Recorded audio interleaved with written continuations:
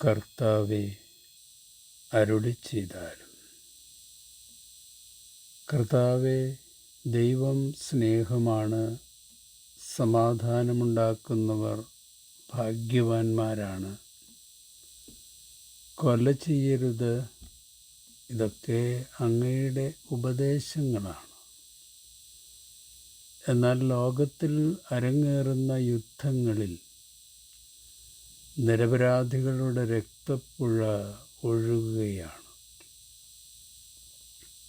എല്ലാ യുദ്ധങ്ങളും ധിക്കാരികളായ നേതൃത്വത്തിൻ്റെ അഹങ്കാരം, ധാർഷ്ട്യം തുടങ്ങിയ പൈശാചിക വികാരങ്ങളിൽ നിന്ന് ഉണ്ടാകുന്നതാണ്.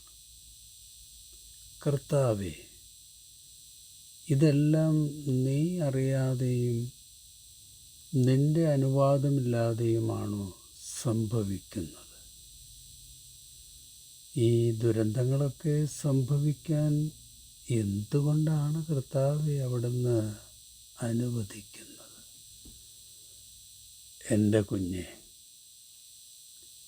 എൻ്റെ മക്കളുടെ നിലവിളി ഞാൻ കേൾക്കുന്നുണ്ട്. അവരുടെ ഹൃദയഭാരവും അവർ ചുമക്കുന്ന ദുഃഖവും ഞാൻ മനസ്സിലാക്കുന്നുണ്ട്.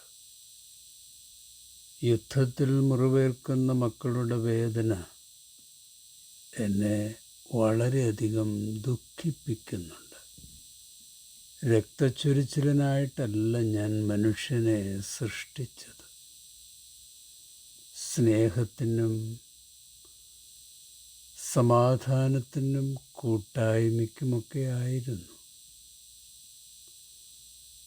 മനുഷ്യന് സ്വന്തമായി തീരുമാനമെടുക്കുവാനുള്ള സ്വാതന്ത്ര്യം ഞാൻ നൽകി. അതെൻ്റെ മക്കളോടുള്ള എൻ്റെ സ്നേഹത്തിൻ്റെ ഔദാര്യമായിരുന്നു. എന്നാൽ എൻ്റെ ദാനത്തെ തിന്മ ചെയ്യാനുള്ള ദുസ്വാതന്ത്ര്യമായി ചിലർ ദുരുപയോഗപ്പെടുത്തുകയാണ്. മക്കളെ, യുദ്ധം അധികാരികളുടെ പാപഹൃദയത്തിൽ നിന്നാണ് രൂപപ്പെടുന്നത്.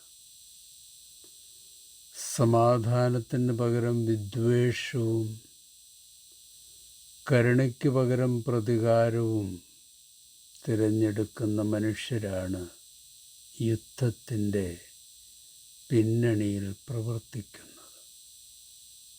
നിങ്ങളുടെ ഇടയിൽ തർക്കങ്ങളും ഏറ്റുമുട്ടലുകളും ഉണ്ടാകുന്നത് എങ്ങനെയാണ്? നിങ്ങളുടെ അവയവങ്ങളിൽ പോരാടിക്കൊണ്ടിരിക്കുന്ന ദുരാശകളിൽ നിന്നല്ലേ അവയുണ്ടാകുന്നത് എന്ന യാക്കോബിൻ്റെ വാക്കുകൾ നീ വായിച്ചിട്ടില്ലേ? യുദ്ധത്തിൽ ജീവനും സ്വത്തും നഷ്ടപ്പെടുകയും മുറിവേൽപ്പിക്കപ്പെടുകയും ചെയ്യുന്ന എൻ്റെ മക്കളുടെ കഷ്ടപ്പാടുകളിൽ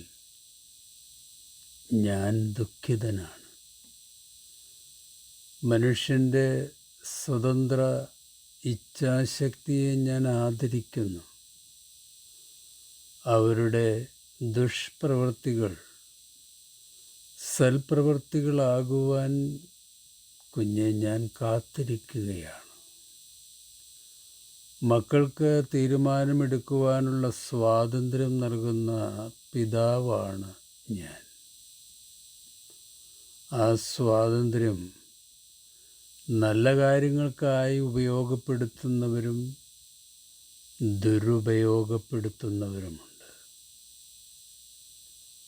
പ്രതികാര യുദ്ധത്തിൽ തകർക്കപ്പെടുന്ന നിഷ്കളങ്കരായ എൻ്റെ മക്കൾക്ക് ഞാൻ സാന്ത്വനം പകർന്നുകൊണ്ടിരിക്കുകയാണ്.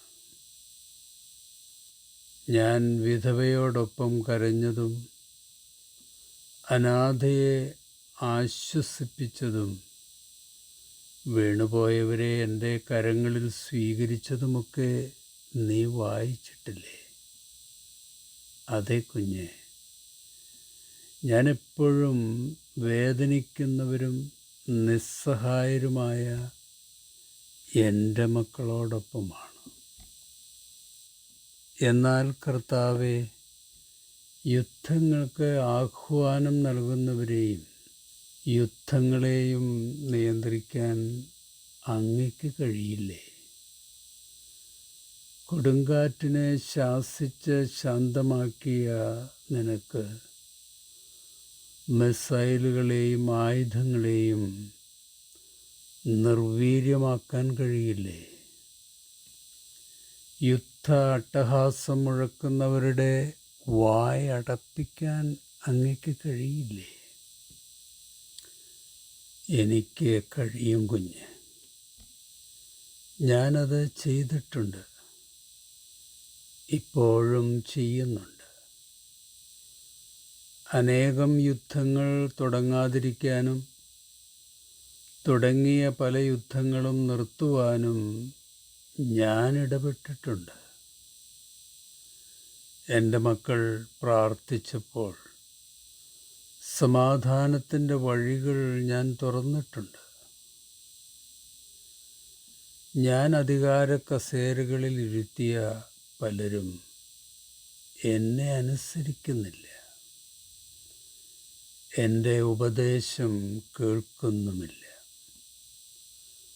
അവരുടെ സ്വന്തം ഇഷ്ടപ്രകാരമുള്ള നിഗൂഢ നീക്കങ്ങൾ തുടരുകയാണ്. യുദ്ധസന്നാഹങ്ങൾക്കിടയിൽ പ്രവാചകന്മാർ, സമാധാനപ്രിയർ, ഇടയന്മാർ, സൗഖ്യദായകർ എന്നിവരിലൂടെ യുദ്ധത്തിനും അക്രമത്തിനും എതിരായ എൻ്റെ സത്യത്തിൻ്റെ ശബ്ദം ഞാൻ ഉയർത്തിക്കൊണ്ടിരിക്കുന്നുണ്ട്.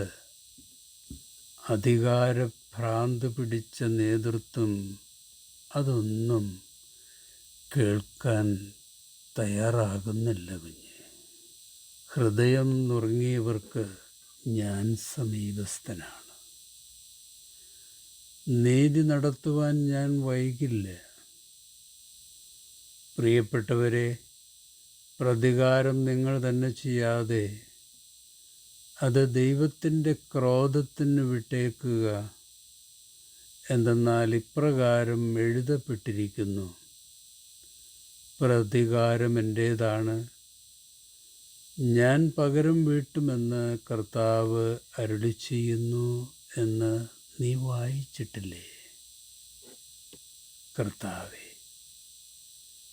അവിടുന്ന് അകലത്തു നിന്ന് ദുരന്തങ്ങൾ കാണുന്ന കാഴ്ചക്കാരനാണോ? അല്ല കുഞ്ഞെ, നാശനഷ്ടങ്ങൾക്കിടയിൽ ഞാനുണ്ട്. മരണഭയത്താൽ തൻ്റെ കുഞ്ഞിനെയും എടുത്തുകൊണ്ടോടുന്ന അമ്മയോടൊപ്പം ഞാനുണ്ട്. മുറിവുകളിൽ മരുന്ന് പുരട്ടുന്ന മെഡിക്കൽ ടീമിനോടൊപ്പം, ബങ്കറുകളിൽ അഭയാർത്ഥികൾക്കായി പ്രാർത്ഥിക്കുന്ന ഇടയന്മാരോടൊപ്പം, വിശക്കുന്നവർക്ക് അപ്പം വിളമ്പുന്ന ദൈവ മനുഷ്യരോടൊപ്പം ഞാനുണ്ട്. എന്നെ വിളിച്ചു കരയുന്ന മക്കളുടെ ആത്മശരീര മനസ്സുകളിൽ സൗഖ്യദായകമായ എൻ്റെ കരങ്ങൾ സ്പർശിക്കുന്നുണ്ട്. കർത്താവേ, യുദ്ധത്തിൻ്റെ ദുരിതത്തിൻ്റെ കാലങ്ങളിൽ ഞങ്ങൾ എത്ര കാലം അങ്ങയുടെ ഇടപെടലിനായി കാത്തിരിക്കണം? മക്കളെ, ഞാൻ അധികം താമസിയാതെ മടങ്ങി വരും. ഭൂമിയെ ഞാൻ നീതിയോടെ വിധിക്കും. മനുഷ്യൻ്റെ മാരക ആയുധങ്ങളെല്ലാം ഞാൻ തകർക്കും. അതിനുശേഷം രാഷ്ട്രം രാഷ്ട്രത്തോട് എതിർക്കില്ല.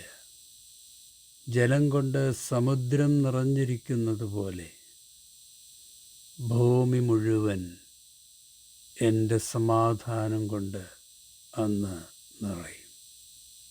കർത്താവേ, അതുവരെ ഞങ്ങൾ എന്താണ് ചെയ്യേണ്ടത്? How should we live in such a violent world? മക്കളെ, നിങ്ങളുടെ സ്നേഹം തണുത്തു പോകരുത്. ദുരിതത്തിലായിരിക്കുന്നവർക്ക് വേണ്ടി പ്രാർത്ഥിക്കണം. സമാധാനത്തിനു വേണ്ടി പ്രവർത്തിക്കണം. സത്യവചനം ശക്തിയോടെ പ്രസംഗിക്കണം. മുറിവേറ്റവർക്ക് സൗഖ്യവും സാന്ത്വനവും നൽകണം. ശത്രുക്കളെ അനുഗ്രഹിക്കണം. ആരെയും എതിർക്കാതെ സൗഖ്യത്തിൻ്റെയും അനുരഞ്ജനത്തിൻ്റെയും വഴികളിലൂടെ എൻ്റെ സാക്ഷികളായി ചുവടുവയ്ക്കണം. ഒരുപക്ഷെ ലോകം നിങ്ങളെ പരിഹസിച്ചേക്കാം, എതിർത്തേക്കാം. അതിലൊന്നും നിരാശപ്പെടരുത്. മനുഷ്യൻ്റെ ക്രൂരത കണ്ട് ഹൃദയം കഠിനമാകരുത്. ആർദ്രഹൃദയത്തിനായി പരിശുദ്ധാത്മാവിനെ സ്വീകരിക്കാൻ ഒരുങ്ങണം. ശത്രുതയുടെയും പ്രതികാരത്തിൻ്റെയും കൂരിരുട്ടിൽ എൻ്റെ മക്കൾ തണ്ടിൽ കൊളുത്തിയ സമാധാനത്തിൻ്റെ ദീപങ്ങൾ ആകണം. ആമേൻ. കർത്താവേ, സ്തോത്രം. യെശയ്യാ പ്രവചനം 2-ാം അധ്യായം. അവിടുന്ന് ജനതകളുടെ മധ്യത്തിൽ വിധികർത്താവായിരിക്കും. ജനപദങ്ങളുടെ തർക്കങ്ങൾ അവസാനിപ്പിക്കും. അവരുടെ വാൾ കൊഴുവും അവരുടെ കുന്തം വാക്കത്തിയുമായി അടിച്ച് രൂപപ്പെടുത്തും. രാജ്യം രാജ്യത്തിനെതിരെ വാൾ ഉയർത്തുകയില്ല. അവർ ഇനിമേൽ യുദ്ധ പരിശീലനം നടത്തുകയുമില്ല. യാക്കോബിൻ്റെ ഭവനമേ, വരിക, നമുക്ക് കർത്താവിൻ്റെ പ്രകാശത്തിൽ വ്യാപരിക്കാം. ഈ തിരുവചനങ്ങളാൽ യുദ്ധത്തിൻ്റെയും ദുരിതത്തിൻ്റെയും അസ്വസ്ഥ വഴിയിലൂടെ പോകുന്നവർക്ക് ദൈവം പ്രത്യാശയും സാന്ത്വനവും നൽകട്ടെ. ശുഭാശംസകളോടെ എ പി ജോർജച്ചൻ.